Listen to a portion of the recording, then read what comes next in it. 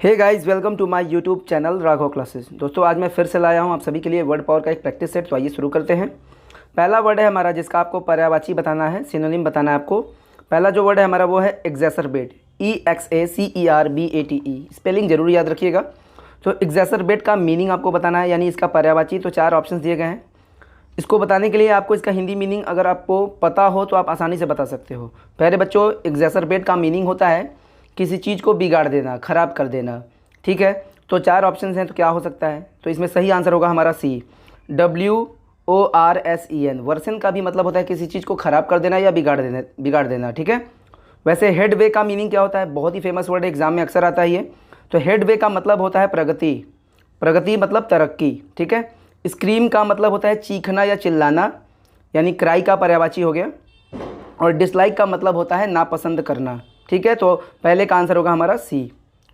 चलो भाई, दूसरा प्रश्न है हमारा, बहुत अच्छा वर्ड है, इनडिस्पेंसेबल। बहुत अच्छा वर्ड है। इनडिस्पेंसेबल का मीनिंग हमें पता होना चाहिए और इसका भी हमें सिनोनिम ही बताना है, यानी पर्यायवाची। तो इनडिस्पेंसेबल का मतलब होता है अनिवार्य। अनिवार्य का मतलब क्या होता है? जरूरी। तो 4 ऑप्शन दिए गए हैं, बताइए क्या हो सकता है इसका आंसर?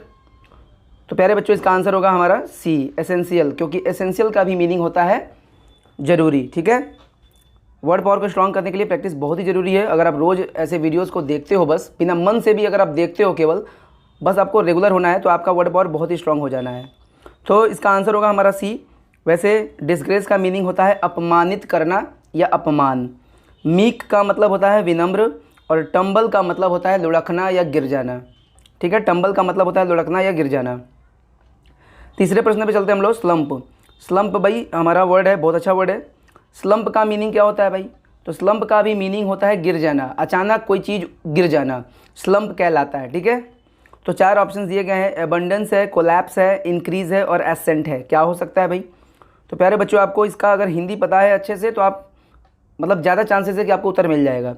कुल मिला के आपको वर्ड पावर बहुत स्ट्रॉन्ग करना ही होगा। अगर आपका वर्ड पावर अच्छा है तो आपका एग्ज़ाम भी बहुत अच्छा होने वाला है, बहुत अच्छा। ठीक है।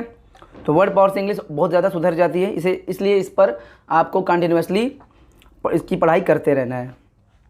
तो स्लम्प का मतलब होता है अचानक गिर जाना। तो इसका सही ऑप्शन होगा वो होगा हमारा ऑप्शन B, कोलैप्स। कोलैप्स का भी मतलब होता है अचानक कोई चीज़ गिर जाना। वैसे एबंडेंस का मतलब होता है प्रचुरता, अधिकता। और इंक्रीज का मतलब बढ़ाना। और एसेंट का मतलब होता है चढ़ाई, जैसे पहाड़ की चढ़ाई, उसे कहते हैं एसेंट। ठीक है। अब आते हैं विलोम, यानी आपको एंटोनिम बताना है। 4 ऑप्शन दिए गए हैं इस प्रश्न का। हमारा जो प्रश्न है वो है ग्लूमी। ग्लूमी की मीनिंग पता होनी चाहिए। आप अगर सेट लगाते हो, प्रैक्टिस करते हो, तो आपको ये वर्ड बार बार दिखता होगा, क्योंकि बहुत ही ज़्यादा एग्ज़ाम में आने वाला वर्ड है ये, अक्सर एग्ज़ाम में आ जाता है। ग्लूमी का मतलब क्या होता है? ग्लूमी का मीनिंग एक तो होता है अंधकार से भरा या दुखी, उदास, निराश। तो इसके ऑप्शन में अगर देखा जाए तो हमें तो विलोम बताना है, यानी उल्टा। तो सही जो ऑप्शन होगा वो होगा हमारा B, चीयरफुल।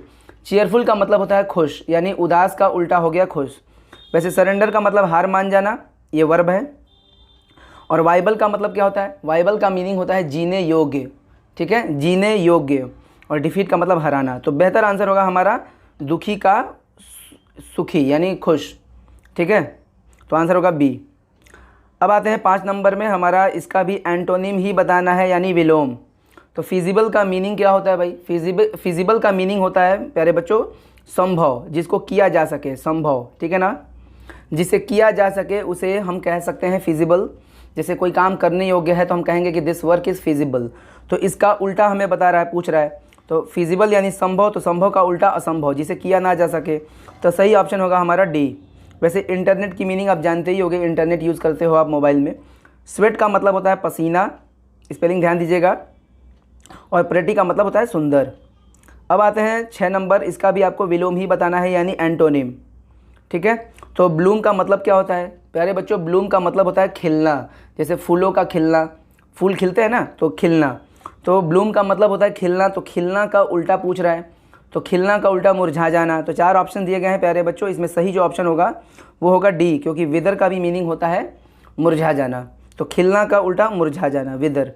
वैसे डिप का मतलब क्या होता है? तो डिप मतलब डुबोना, जैसे चाय में बिस्किट आप डिप करते हो, डुबोते हो। ग्रो का मतलब बढ़ना होता है। और फ्लोरिश का मतलब फलना, फूलना या खिलना। तो अगर पर्यायवाची पूछा रहता तो हम C लगाए होते, लेकिन हमसे विलोम पूछा है, इसलिए हमने इसका आंसर D लगाया। प्यारे बच्चों आपको बताना है अब find out the rightly spelled word, यानी कौन सी स्पेलिंग सही है वो आपको बताना है। 4 ऑप्शन दिए गए हैं, बहुत ही सिंपल वर्ड है लेकिन एग्जाम में आता है और अगर हम प्रैक्टिस नहीं किए रहते हैं तो हमसे गलतियां भी हो जाती हैं, इसलिए प्रैक्टिस खूब करना है। इसका जो सही आंसर होगा प्यारे बच्चों वो होगा सी। पैसेंजर की सही स्पेलिंग सी है, जिसका हिंदी होता है यात्री। और ये 8वां हमारा जो प्रश्न है इसका आपको जवाब देना है, तो इसका भी स्पेलिंग ही बताना है कि कौन सी स्पेलिंग सही है। तो प्यारे बच्चों इसका सही स्पेलिंग होगा बी, ठीक है। ऑमिनस, ऑमिनस का हिंदी क्या होता है? अशुभ, जो शुभ न हो, अशुभ, उसी को कहते हैं प्यारे बच्चों बी, ऑमिनस, ठीक है।